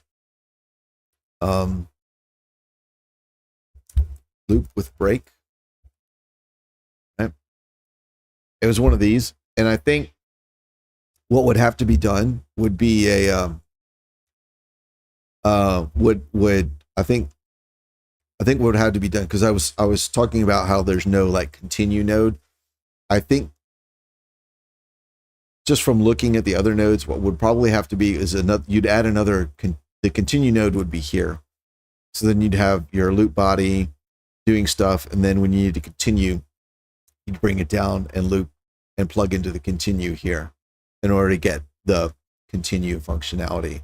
I think that's what would need to happen. And yeah, I don't, I don't really know how I feel about that.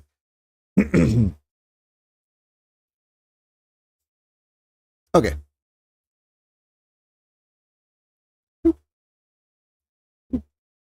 All right, right on. So what are we doing here? So we've got the offset. So this will, okay. Go ahead and document this. Okay, spawn the enemy with a random offset divided spawn point. Yes, very nice. Do that.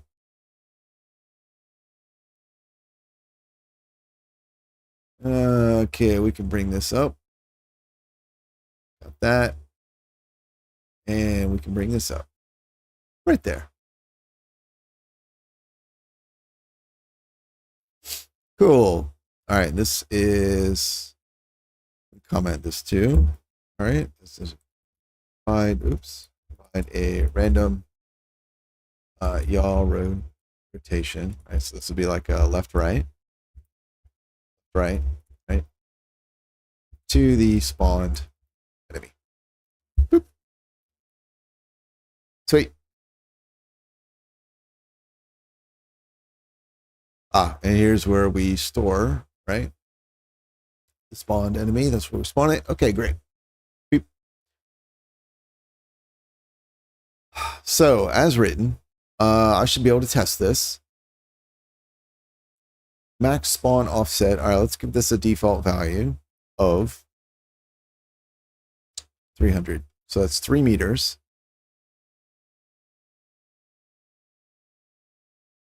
Okay. Save. Spawn enemy at spawn point, right? Spawn enemy individual. Actually, shit. No, you know what? What I'm gonna do. Where's the function here? Spawn enemy at spawn point.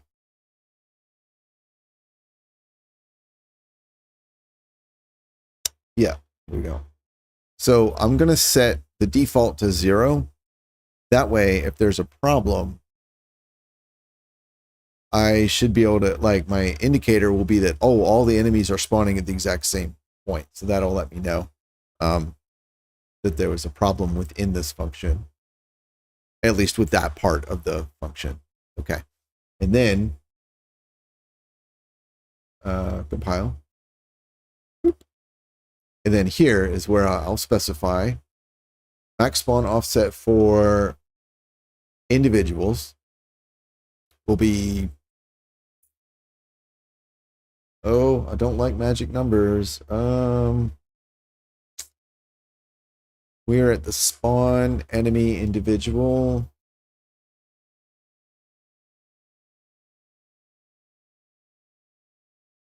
Spawn enemy individual.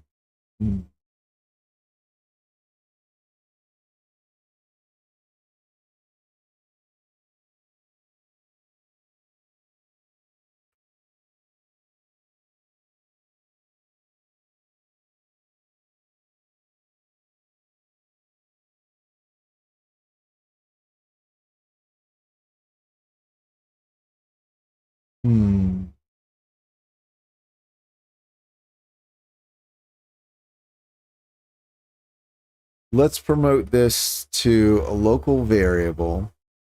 I think ultimately this should be exposed because what's going to happen is I could end up with this variable that could require tuning, and it's hidden inside a function that a future designer may not definitely isn't going to know is there, which means in order to change it, they're going to have to figure out how everything works. So this is probably not the best. It's not a good design. I don't like it. Spawn enemy individual.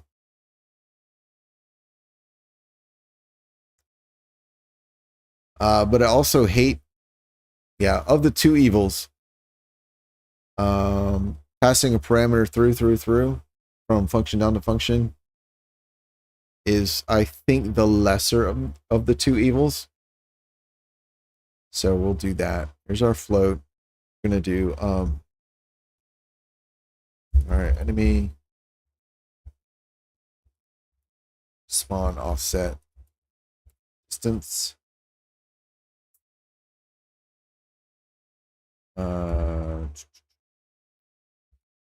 X.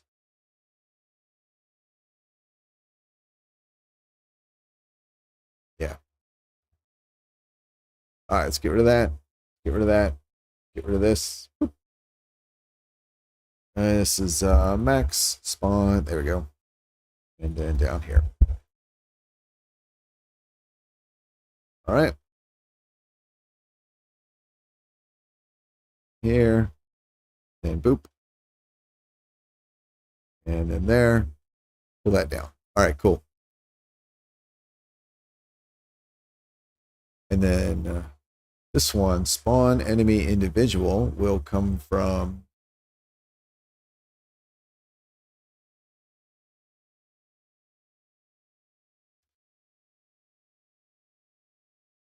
spawn. Oh, this is select grunt. Yeah, why is that open? Here we go. Spawn enemy individual. Boop. And here, I think, generate dungeon enemies. Okay, I think here is still not ideal, but it's better. So I'm gonna put 500.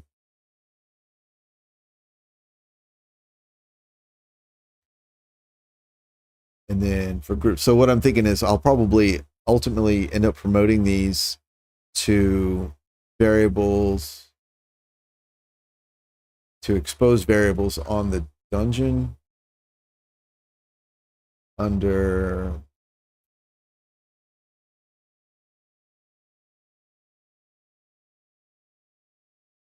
yeah, probably under here.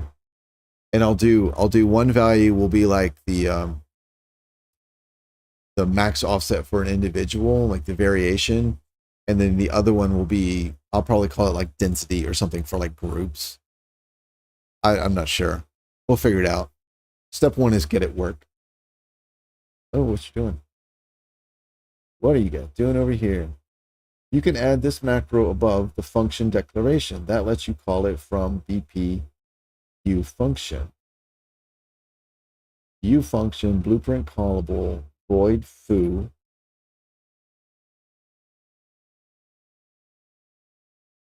And then, I don't know, says hide everything.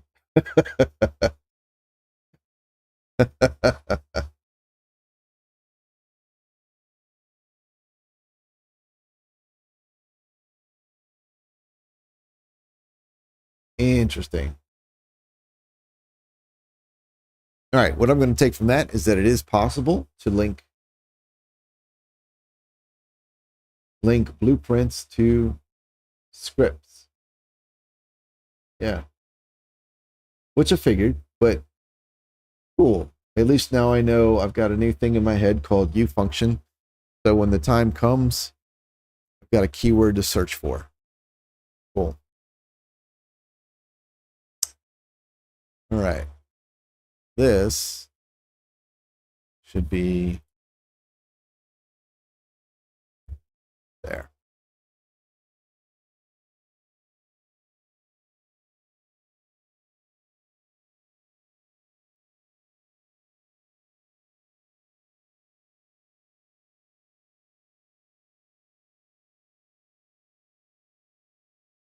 Cool.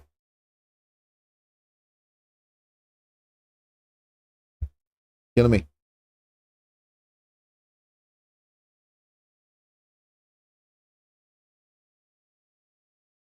Oh, you're making me so mad. So mad. So mad. There we go. All right, cool.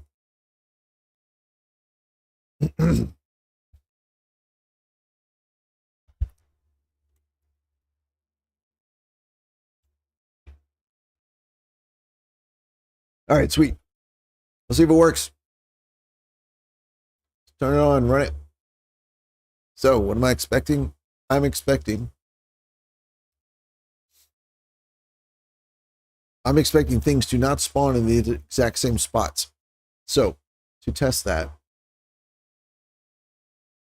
what I will do,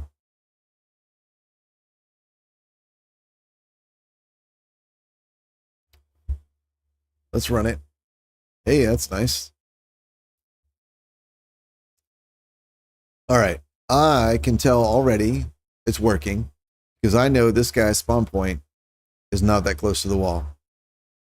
So that is awesome.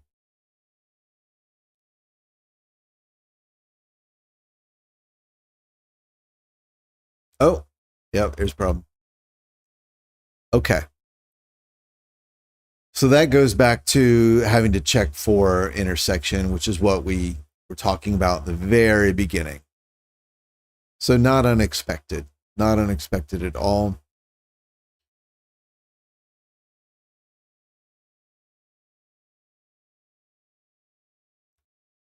Cool.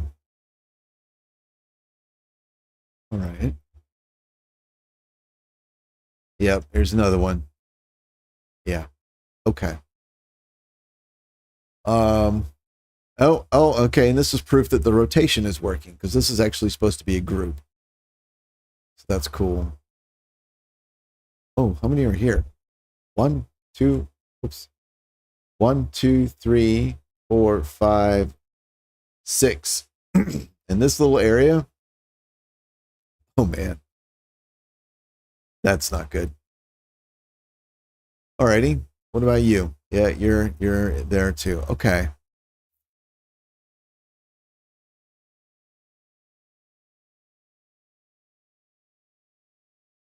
So when I spawn the rooms, one thing I do is so every room has the kind of the blocking collider. So if I spawn a room and I check its blocking collider and I discover it's colliding with something else, we delete the room.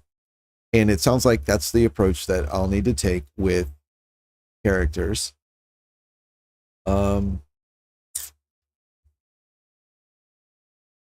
So I think what that means is when I try to spawn a group, I forgot where that guy is. Here it is.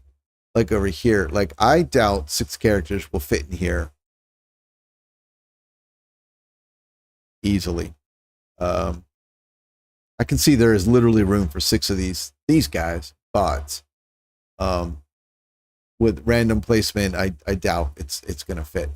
So I'm guessing maybe I may need to do like have a couple iterations to try randomly placing. So with the rooms, if there's an intersection, it immediately abort placement of that particular room and move on. Pick a new exit and a new room. With the characters, because the intent is that I want, however many things in the specific room, I'll probably give it like 3 tries, because I don't want it to sit there and churn, but I think 3 tries might be enough. If you can't find a spot to put something after 3 tries, skip it. That guy doesn't get spawned, and it does mean that the values here for the percentages, like enemy room population and group spawn percentage, and also the group sizes, it does mean that they are not 100% strict, but for the most part, I think it'll produce good enough results, and that's kind of what I'm aiming for. Bouncy ball method. No, I'm not deleting the room for characters. I must have explained that poorly. I was just comparing the room spawning system with the character spawning system and identifying the differences that I'll need to implement for spawning the characters. Yeah.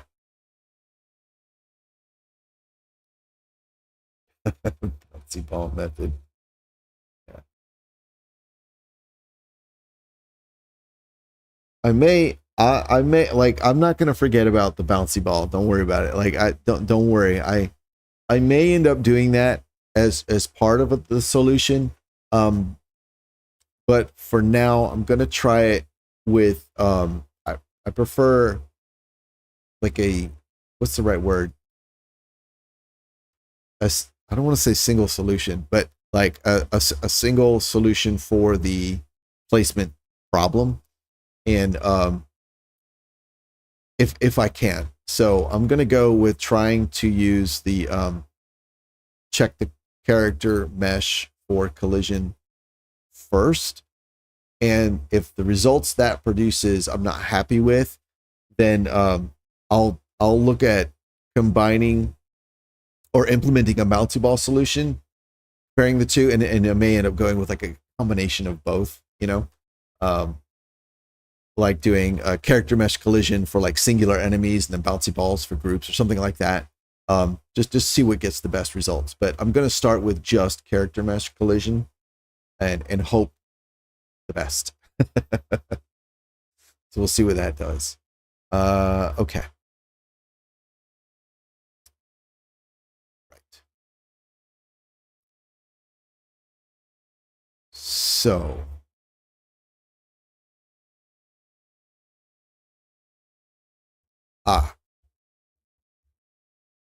and I just realized there is a bug I need to fix.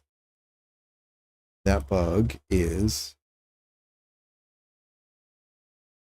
I was just looking at it. Here it is. So that bug is this. All these guys have the exact same random offset. That should not be the case. Okay.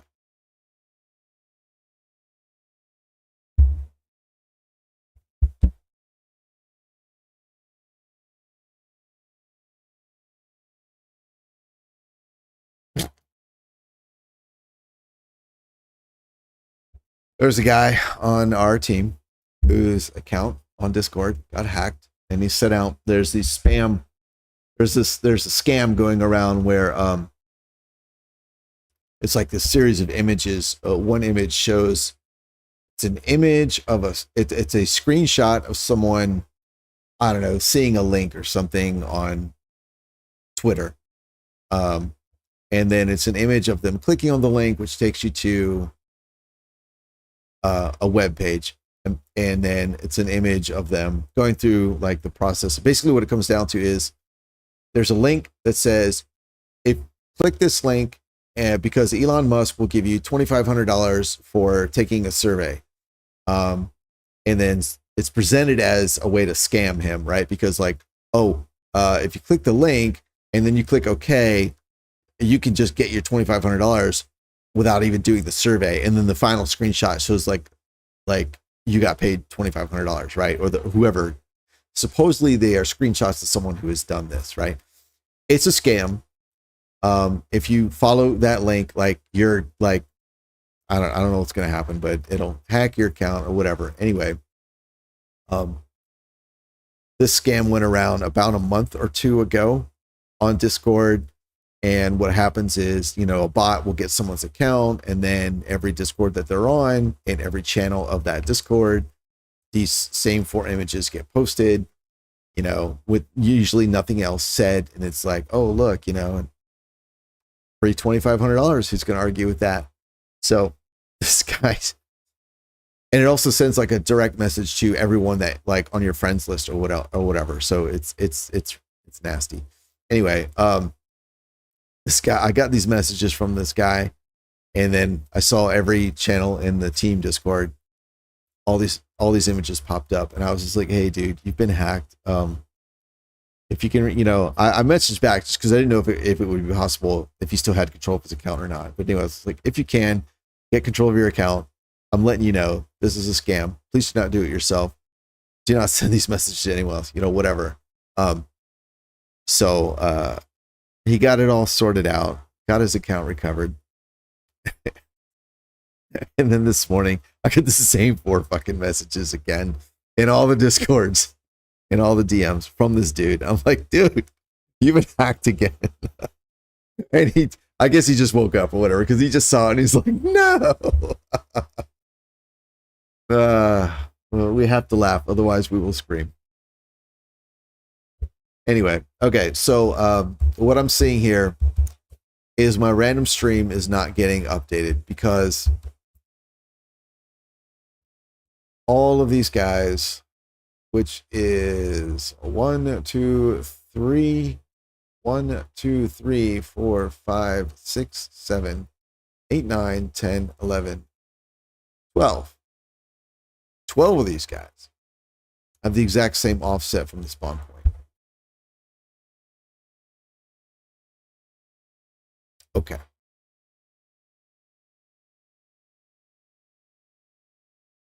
Enemy control 2 to 7. So that's also curious.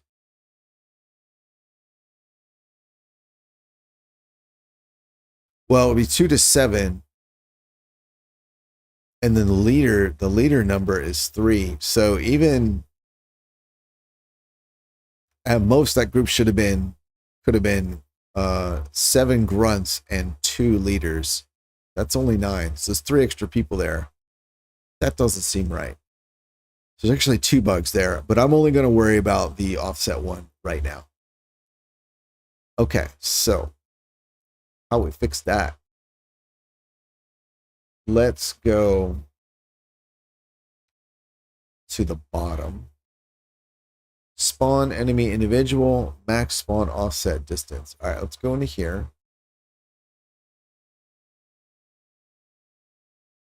Select leader, select grunt, spawn enemy at spawn point. Oh my goodness, there's someone else joined. Hello, someone else. Spawn enemy here. Spawn enemy at weighted spawn point. Random stream. Because I think I cheated. I did. I grabbed a reference when I violated encapsulation, which I even called out. Right. But where this is getting called from, I'm already working with my own copy of the stream. Random stream.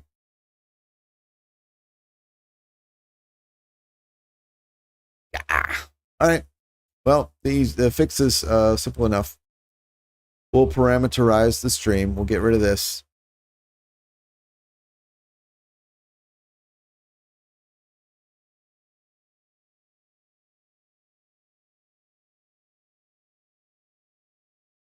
Yeah, it's simple enough, but man, doing it. All right, here we go. And our random stream, which is a stream. Boop. And then here, our modified stream, which is a stream. All right, let's pull this down here.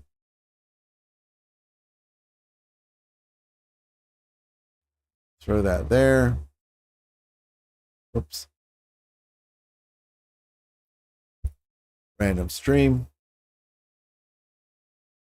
All right.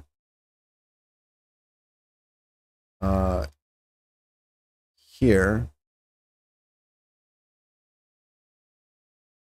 Shit. All right. Well, one thing at a time. We'll start from the beginning here.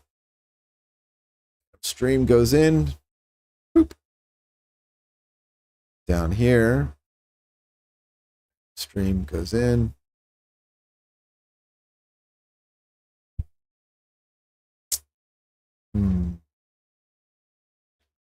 Yeah. And then here, now I don't think I can set this because it's an input parameter. And I don't think I can set this because it's just like an output reference. But let's try. Random stream. Let's do set random stream. So, nope. All right. Let's do modified. Damn it. Yeah, I can't. All right. So we'll just.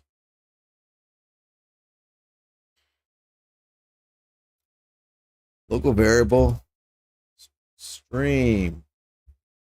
Boop. All right. Do that. Do that.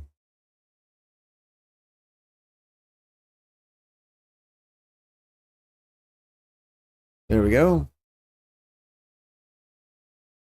Kill that. Kill that. And we'll kill this. Gonna get that. That's what we'll return. We'll also do a couple of these here. Pass that into there. Pass that into there.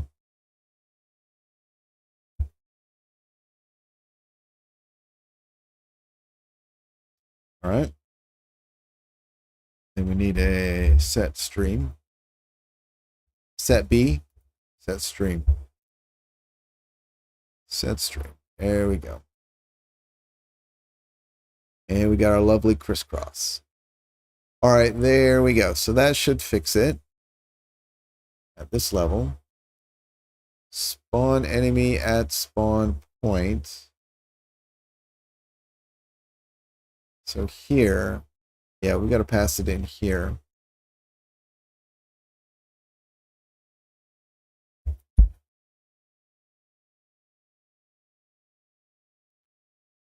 And this function is already handling the settings, modifying, and then returning. Yeah. All right, cool. So that should fix that. Let's try it again. I should have noted the seed and then saved it so I could check the same spot. Uh-oh. Oh, that's not good. Now the seed's not being modified at all. Okay.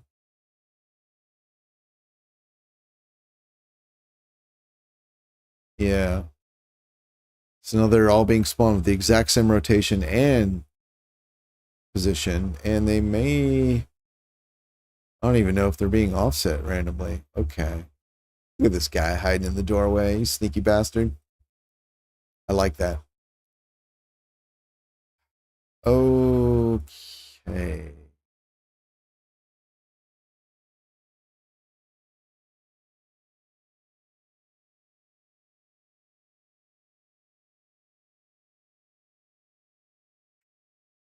All right. Why didn't that work? Oh. Right.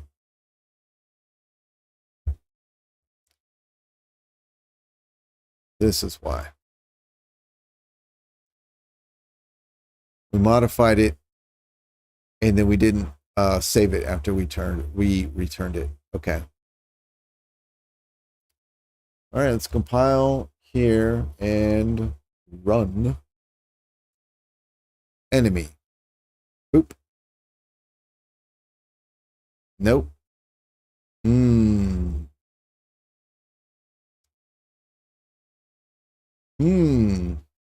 That's interesting. Okay.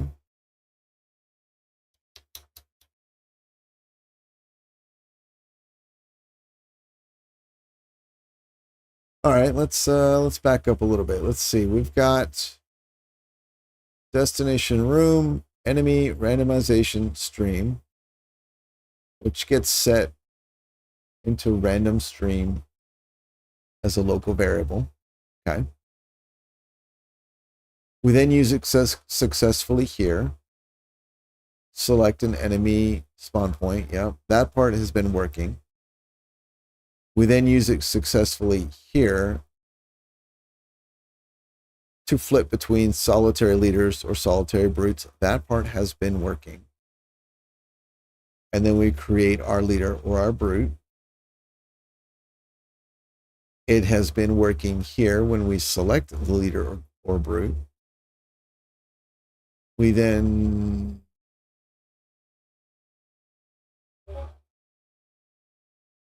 store it here.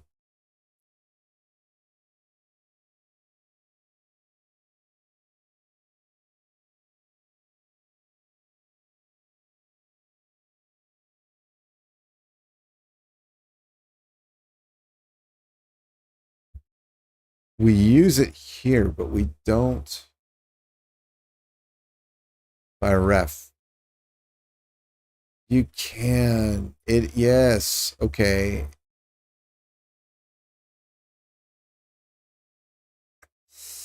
All right. Ooh, I've been using this pattern a lot.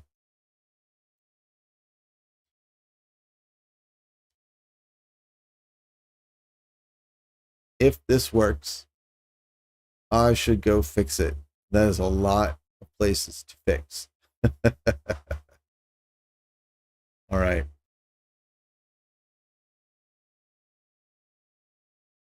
It's also a lot of places to change and then test and discover that it doesn't actually work for whatever Unreal quirkiness. Oh no. Oh, there's a kitty down there. Okay. Random array. This is not mine. Yeah, target. Yeah, I don't care about that. Okay.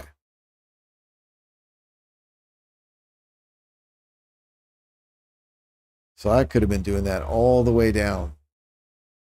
Right? Boom. Oh, that's the thing about learning a new engine, isn't it? Okay. That will, however, clean up a fair amount, right? Because then I don't need to keep saving this stuff. As a matter of fact, I don't even need to be storing local copies to modify, I think. All right, cool. Cool. All right, so I think what I'm going to do is I'm going to do that next. I'm going to make a copy of the project so I can roll it back if I need to. And then I'm going to go through and I'm going to update all my references to my randomization streams so that they are actual references and not values. That way I don't have to do this constant storage and then modify and then returning. That will simplify some things a lot. So that's a lot of changes though. So yeah. All right. Well, that being said, I think I'm going to end it here. I've got another stream coming up this afternoon where I'm going to be playing Space Engineers. I'm going to be doing, since it's basically Halloween, I'm going to be doing the Whispers of Nightfall scenario from the workshop, and it's a real simple scenario. Hopefully it'll be fun. I made it last year, and then I haven't looked at it since to try and forget some of the details. So we'll see. Yeah. So that'll be I'll be starting that probably at once. So it's about an hour and a half from now, so I can go get some food and be ready for that. So anyway, Saint Firefly, thank you for hanging out and offering your Unreal insights. Your insight is unreal. I don't know, great as always to see you, and you'll watch. All right, awesome, man. Great. And I will see you guys later. Thanks. Goodbye.